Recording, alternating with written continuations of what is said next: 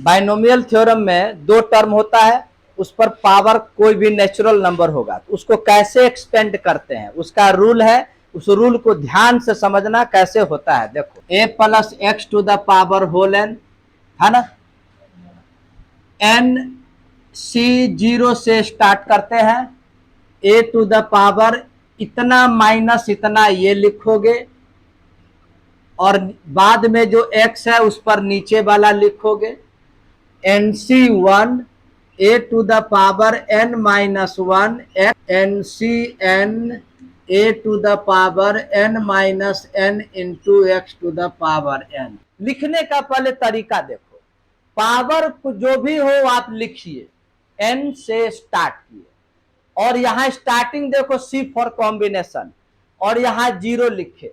हमेशा किसी का भी एक्सपेंशन में जीरो लिखना है। और देखो स्टार्टिंग में जो टर्म होगा ना, यहां भी ए है फॉर्मूला के रूप में, इस पर पावर कैसे लिखोगे, n माइनस जीरो, समझ गए, n माइनस जीरो इस पर, और बाद वाला जो टर्म है उस पर पावर यहां जो नीचे लिखा है वही लिखना। देखो इसी पैटर्न पर लिखा हुआ है, गौर करोगे, जीरो के बाद 1 2 3 ये सोन टू पावर n तक चला जाएगा। क्लियर। और देखो प्रत्येक के फर्स्ट टर्म जो है उस पर पावर n माइनस वन, यहाँ फर्स्ट टर्म पर पावर n माइनस टू, यहाँ n माइनस थ्री, और बाद सेकेंड टर्म जो होगा उस पर पावर, ये नीचे जो लिखा है 1 है तो पावर 1, 2 है तो पावर 2, 3 है तो पावर 3। यही है बाइनोमियल थ्योरम। क्लियर। लिखने का तरीका ये इस प्रकार से किसी को भी हम एक्सपेंड कर सकते हैं।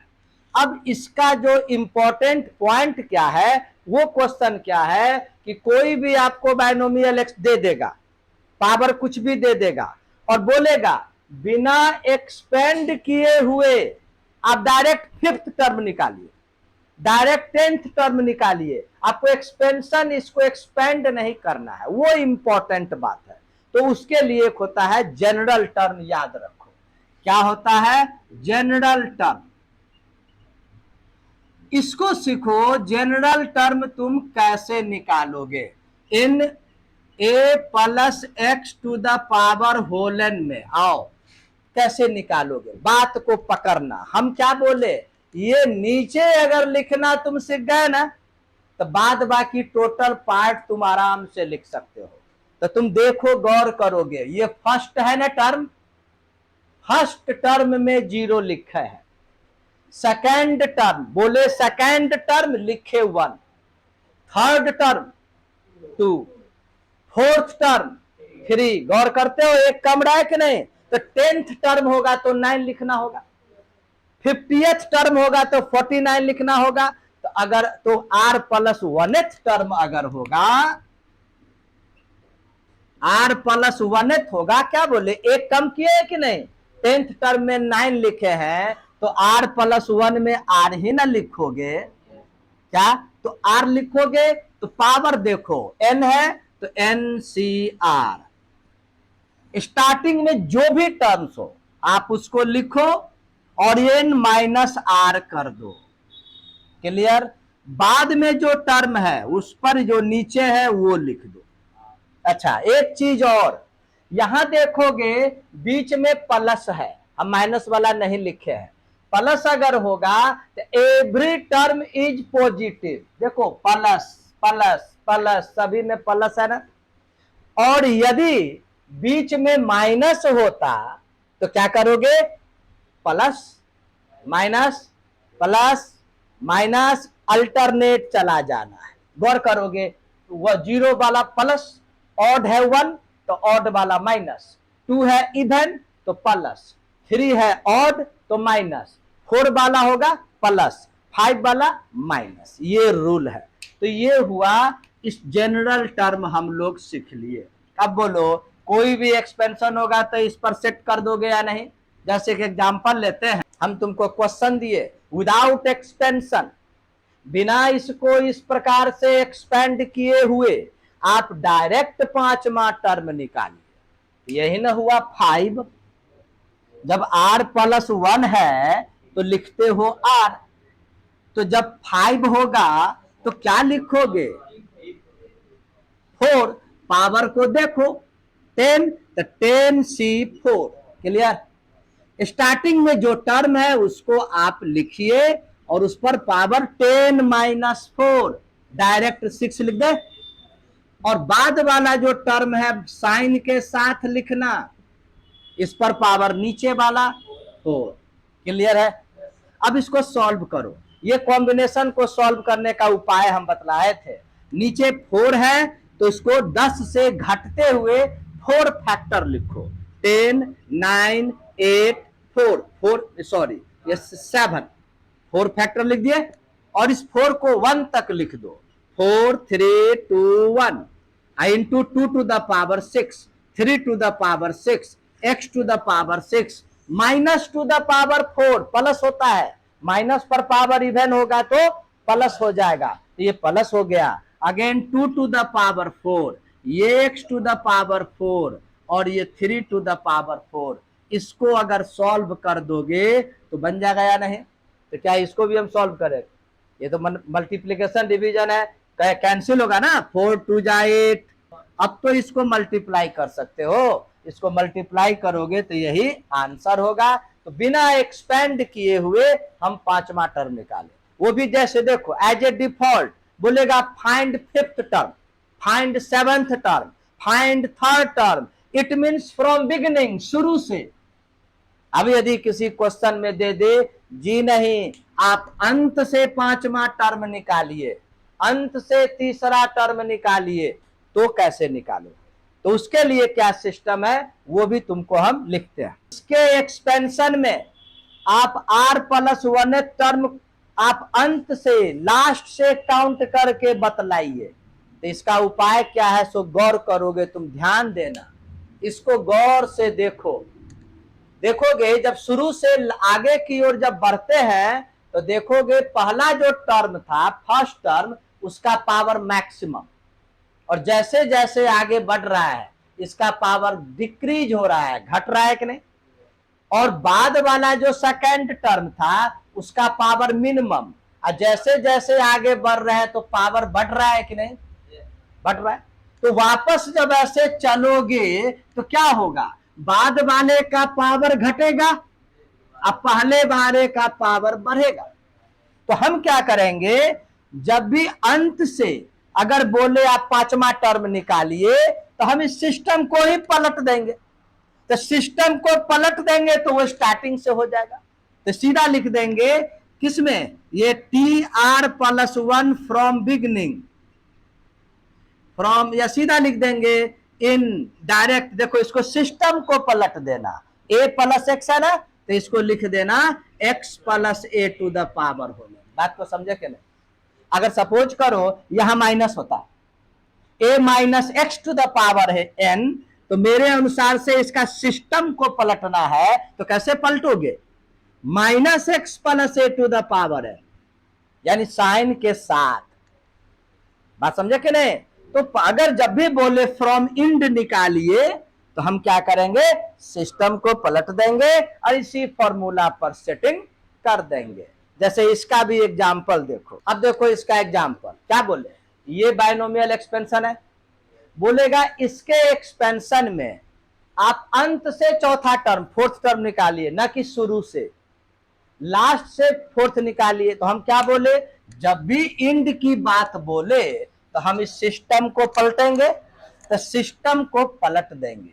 ऐसे देखो बतलाते हैं, है नहीं, P4 from end in 1 - x square to the power 7 किसके इक्वल हो जाएगा, तो T4 इन, अब सिस्टम पलट दो साइन के साथ, क्या लिखोगे, -x square +1/x to the power 7। Clear हो गया? अब इस पर सेटिंग कर देंगे। इस पर सेटिंग में क्या बोले थे, r+1 है तो r लिखिए, 1 कम लिखिए। तो यहां पर T4 है ना, तो पावर 7 के साथ क्या लिखोगे, 3, 4 है तो 3 लिखोगे। अब स्टार्टिंग में जो टर्म है उस पर पावर कितना लिखोगे, 7 - 3 है ना, फॉर्मूला n-r, तो 7 - 3 यानी 4। और बाद वाला जो टर्म है उस पर क्या लिख दोगे, ये नीचे वाला लिखते हैं, तो ये नीचे वाला लिखोगे तो 3, अब इसको सॉल्व कर दो, नीचे 3 है तो 7 से घटते हुए 3 फैक्टर लिखो, है, और इसको 1 तक लिख दिया जाता है नीचे वाले को ऑलवेज। अब आइए माइनस ऊपर पावर 4 प्लस हो जाएगा, x square to the power 4 क्या होगा, एक्स टू द पावर 8, और ये 1/x क्यूब। अब इसको सॉल्व कर दो, 3 2 जा 6, 2 से 2 कैंसिल, ये 35, देखो नीचे x 3x है, कैंसिल होके x टू द पावर 5, ये आंसर हो गया।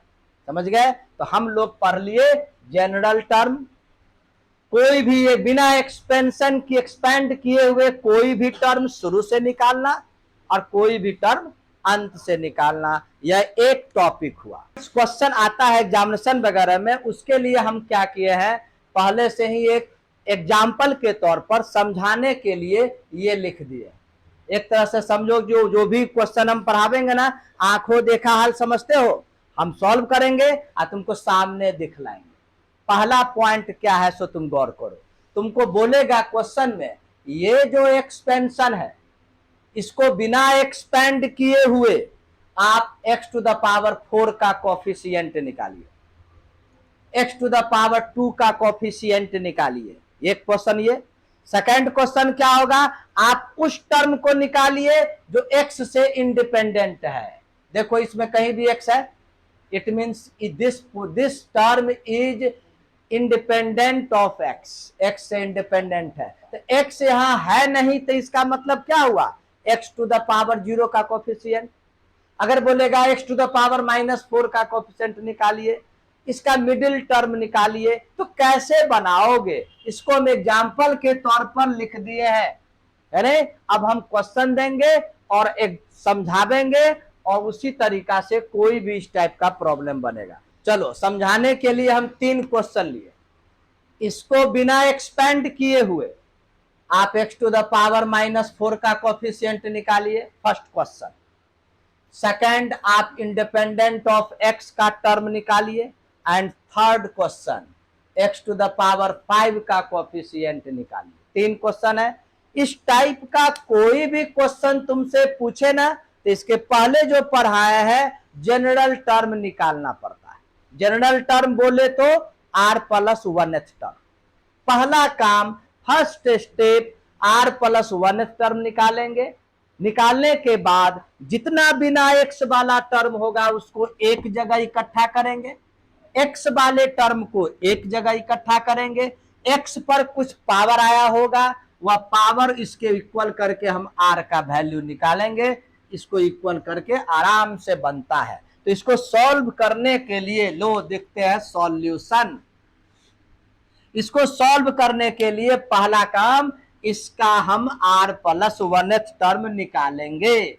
क्या बोले थे टेक्निक कुछ देर पहले बतलाए थे, पावर क्या है 6, r+1 के जगह क्या लिखेंगे, r, शुरू में जो टर्म है उस पर पावर क्या लिखेंगे 6 - r, क्लियर, और -3/2x to the power r नीचे वाला।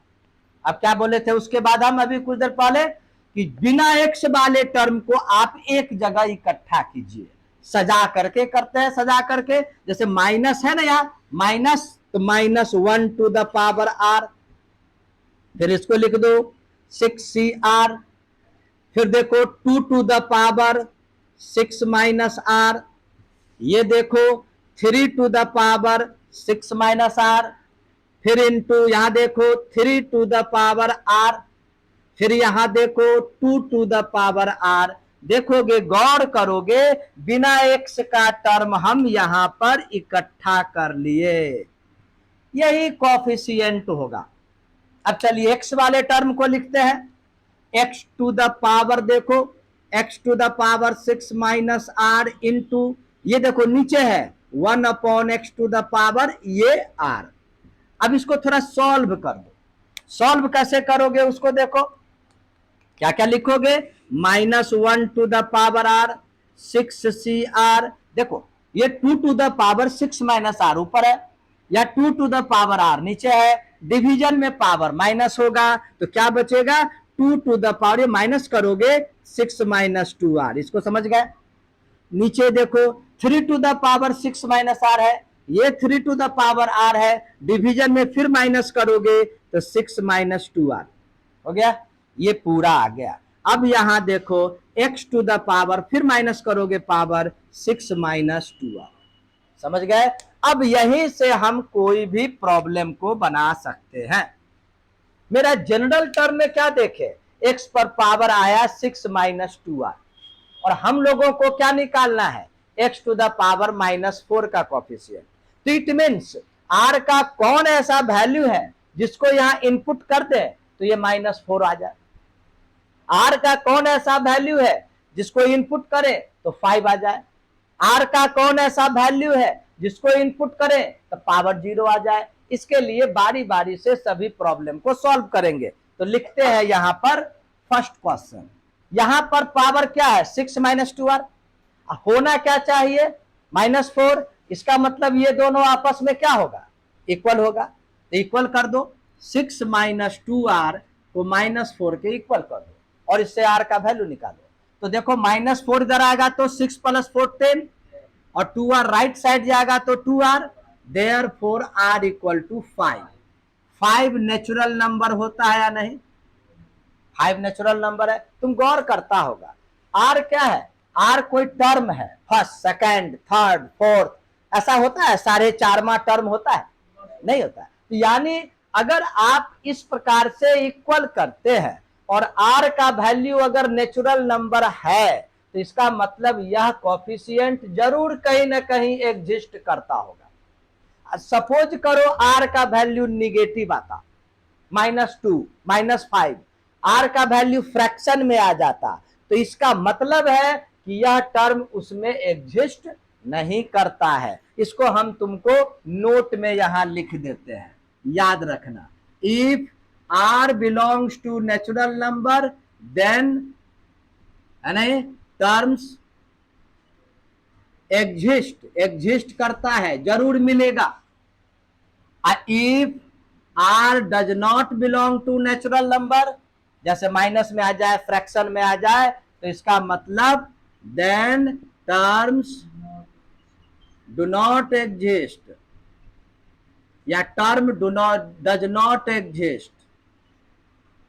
क्लियर, ये रूल है। यहां बाय द वे r का वैल्यू नेचुरल नंबर आ गया तो जरूर होगा। देखो दिखलाते हैं, r का वैल्यू क्या आया 5 आया ना, r का वैल्यू 5 डालोगे, 5 + 1 6, देखो first second third fourth fifth sixth में x टू द पावर 4 नीचे है, यही ना ऊपर जाएगा तो पावर -4 हो जाएगा, है कि नहीं। तो चलिए अब कोफिशिएंट निकालते हैं। तो लिखते हैं therefore coefficient of x to the power -4 equal to, क्या करोगे, जहां जहां r है वहां हम लोग 5 इनपुट कर देंगे, -1 to the power 5, 6c5, 2 to the power, देखो 5 2 जा 10, 6 माइनस 10 यानी -4, यहां भी 10, अब यहां पर 6 माइनस 10 यानी 3 टू द पावर -4। चूंकि कॉफिशिएंट निकालना है तो x वाले टर्म को तो लिखना नहीं है, तो यही आंसर हुआ। चलो माइनस पर पावर ऑड है तो माइनस रह गया, 6c5 को 6c1 लिखा जाता है, कॉम्बिनेशन में पढ़ाया गया है नहीं। अब देखो ये पावर, जब इसको नीचे इसको ऊपर भेजोगे तो पावर पॉजिटिव हो जाएगा। क्लियर।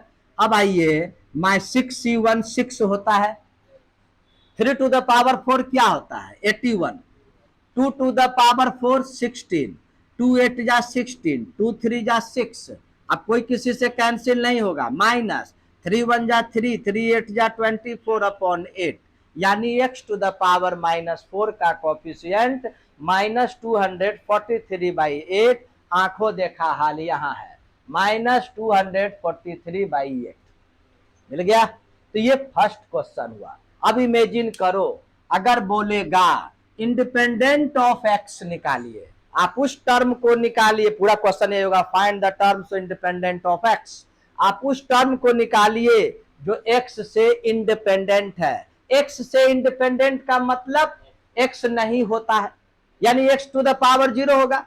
तो इसको हम क्या करेंगे, इसके पावर को किसके इक्वल कर देंगे, 0 के। जब भी इंडिपेंडेंट ऑफ x बोले तो इस जनरल टर्म निकालेंगे, निकाल करके पावर को 0 के इक्वल करेंगे और r का वैल्यू फाइंड आउट करेंगे, r का वैल्यू फिर इसमें इनपुट करेंगे। r का जगह पर 3 इनपुट करो, 3 + 1 4, देखो first second third fourth, fourth term में है कहीं x, यही निकल गया। इसी को कहते हैं आंखों देखा हाल, बनाए या सामने दिखला रहे, आंखों देखा हाल इसी को कहते हैं। तुम सो रहा है कि नहीं।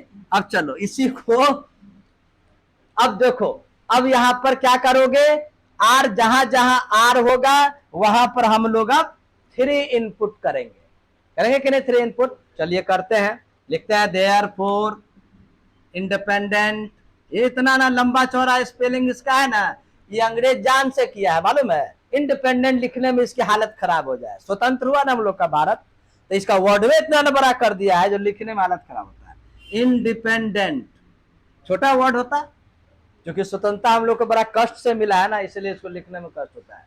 Independent of x। तो चलिए आर का वैल्यू 3 निकला मेरा, जहां जहां आर है वहां 3 इनपुट कर दो, लिख देंगे -1 to the power 3, 6c3, 2 to the power, देखो 3 2 जा 6 -6 0, 2 to the power 0, 3 2 जा 6 -6, 3 to the power 0। क्लियर, ये हो गया। x तो लिखना नहीं है हम लोगों को, -1 पर पावर ऑड नंबर माइनस रह जाएगा। 6c3 20 होता है, याद रखना कैसे होता है। तो देखो नीचे 3 है ना, तो 3 फैक्टर लिखो, 6 5 4, इसको 1 तक लिखो, 3 2 जा 6 और 6 कैंसिल, और ये देखो ये 1, ये भी 1, किसी पर पावर 0 होता है तो 1 हो जाता है। आंसर क्या आ गया, 5 4 जा 20। देखो आंखों देखा हाल, मिला आंसर। अब देखो क्वेश्चन नंबर 3 कहता है find the coefficient of x to the power 5 in this expansion. तो इसके एक्सपेंशन में x टू द पावर 5 का कोएफिशिएंट निकालिए। पहला स्टेप क्या करेंगे, जनरल टर्म फिर निकालेंगे, है ना, इसको इस प्रकार से अरेंज करेंगे। अब इसके पावर को किसके इक्वल कर देंगे, 5 के इक्वल कर देंगे। 6 - 2r = 5, ये 5 इधर आएगा तो 1 = 2r, r = हाफ। आधा टर्म होता है क्या, पहला टर्म होता है, दूसरा होता है, आधा तो होगा नहीं। अब आधा टर्म हम लाएंगे कहां से, तो इसका मतलब है कि इसके एक्सपेंशन में x टू द पावर 5 कहीं है ही नहीं। देखो कहीं है, 6 है, 4 है, 2 है, 0 है, -2 है, -4 है, -6 है, x टू द पावर 5 कहीं है ही नहीं। इसका मतलब r does not belongs to natural number, therefore a coefficient of x to the power 5 does not exist। इसको इस प्रकार से भी लिखा जा सकता है, जब एग्जिस्ट करता ही नहीं है तो इसका मतलब 0 हुआ, कोएफिशिएंट 0 हुआ, तो लिख देंगे, या ऐसा भी लिख सकते हैं coefficient of x to the power 5 = 0। अब चलो ये नेक्स्ट टाइप का क्वेश्चन क्या होगा, कोई भी एक्सपेंशन दे देगा, ये तो हम एग्जाम्पल के लिए लिखे हैं, कोई भी एक्सपेंशन दे देगा, अब बोलेगा आप उसका मिडिल टर्म निकालिए।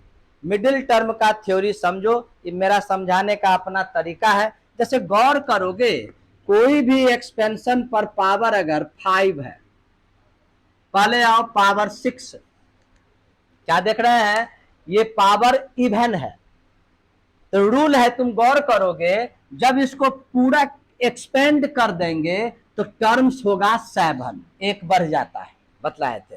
पावर 6 है तो टोटल टर्म 7, पावर 7 होगा तो टोटल टर्म 8। तो गौर करते होगे, तो यहां पर पावर चूंकि 6 है तो 7 टर्म होगा, 1 2 3 4 5 6 7। तो बीच वाला टर्म कौन होगा, यही ना होगा, क्या मिडिल टर्म यही होगा। तो कैसे निकालोगे, तो क्या करना है उसका उपाय बतलाते हैं। जो पावर हो ना उसको हाफ कर देना, बुक में तरह तरह से लिखता है, हम अपना स्टाइल से अपना लिखते हैं। पावर को जो है उसको हाफ कर देना और +1th कर देना, कैसे होता है 5th 6th, वैसे ही 1th कर दिया। अब इसको सॉल्व करोगे तो 6/2 यानी 3, 3 + 1 यानी 4, 4th term, first second third fourth. समझ गए। इसलिए आओ पहले टॉपिक लिखते हैं मिडिल टर्म। मिडिल टर्म निकालना है तो देखो in a plus x to the power whole n में केस वन में आओ। केस वन में इफ ये पावर एन इज इवन, यदि पावर इवन हो तो मिडिल टर्म क्या लिखोगे, मिडिल टर्म हो जाएगा जो पावर है उसको हाफ कर दीजिए और वन प्लस करके टी एच लिख दीजिए। ये फॉर्मूला हुआ। अब आओ, यदि पावर 7 होता तब तो टर्म 8 हो जाता, एक बढ़ जाता है। जब टर्म 8 होगा तो 2 मिडिल टर्म हो जाए, ठीक नहीं, तो 2 मिडिल टर्म होगा। अब इन 2 मिडिल टर्म को कैसे निकालोगे ये तुमको हम बतला। क्या करोगे, पावर को ऑड है एक बार 1 प्लस करो और हाफ करो और फिर 1/1 सेकेंड -1 करो और हाफ करके +1 करो। एक काम करो, पहले माइनस ही करो तो पहले वाला आएगा, अब प्लस करोगे तो बाद वाला आएगा। जैसे देखो 7 + 1 8, 8/2 इट मीन्स 4, 4 + 1 5th टर्म। 7 - 1 6/2 यानी 3, 3 + 1 4th टर्म। देखो first, second, third, fourth and fifth दोनों मिडिल टर्म निकल जाएगा। यानी अगर पावर इवन है तो एक मिडिल टर्म, अगर पावर ऑड है तो 2 मिडिल टर्म। इसको भी हम लिखते हैं केस 2 में। तो यही तुम्हारा मिडिल टर्म निकालने का थ्योरी हुआ।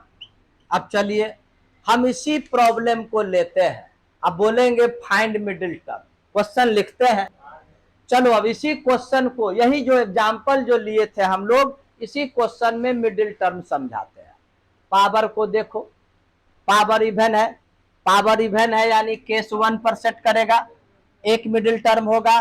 वो कैसा मिडिल टर्म होगा तो लिखोगे मिडिल टर्म कौन सा होगा ये बतलाए। पावर को हाफ कर दो, ये 6 है, पावर को हाफ कर दो अब +1 करके लिख दो, यानी 4th टर्म, यानी 4th टर्म ही मिडिल टर्म है ना। तो T4 निकालो, इसके लिए जनरल टर्म बतलाए। पावर को लिखिए 6, एक कम करके लिख दीजिए, शुरू वाला जो टर्म है उस पर पावर 6 - 3 यानी 3, बाद वाले टर्म जो भी है उस पर पावर यह नीचे जो लिखते हैं वो 3। इसको सॉल्व करो, बोले थे 6C3 रट लो 20 होता है।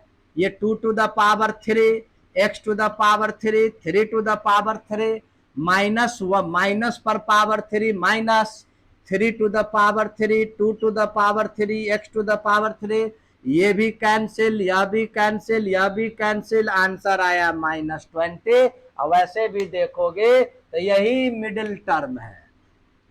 इसके वाले 3 टर्म, इसके बाद 3 टर्म, मिडिल टर्म हुआ। समझ गए। अगर पावर ऑड होगा इसी प्रकार से बनेगा। ये बायनोमियल थ्योरम का पूरा थ्योरी तुमको लगभग बोर्ड के स्टैंडर्ड का पढ़ा दिया।